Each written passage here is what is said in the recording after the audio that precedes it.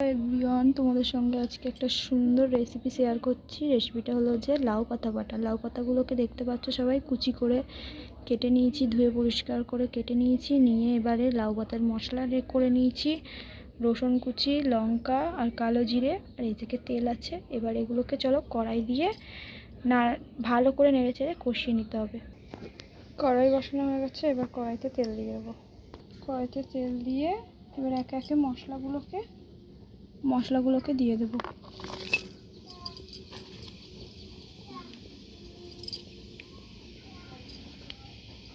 মশলাগুলো একটু ভাজা ভাজা হয়ে আসলে তাতে এবার লাউয়ের পাতাটা দিয়ে দেব।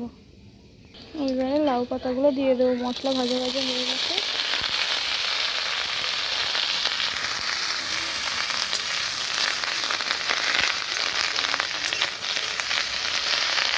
ঢাকা দিয়ে খানিকক্ষণ কড়াইয়ে ফিরে আসছি। ফুল দিয়ে যদি এরকম শুকনো শুকনো ভাত হয়ে আসে তাহলে অল্প করে দেওয়া রকম খাওয়া যাবে।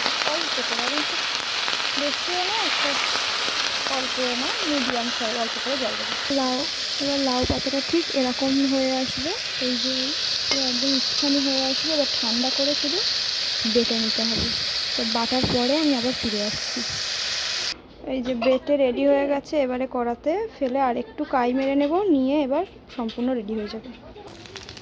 এই যে কড়াতে দেওয়া হয়ে গেছে, দিয়ে এইবারে একদম সুন্দর করে যখন কষা কষা হয়ে আসবে তারপর আমি তোমাদের কাছে আবার ফেরত আসছি। ঠিক আছে, কষিয়ে নিয়ে তুলে নিয়ে ফেরত আসছি।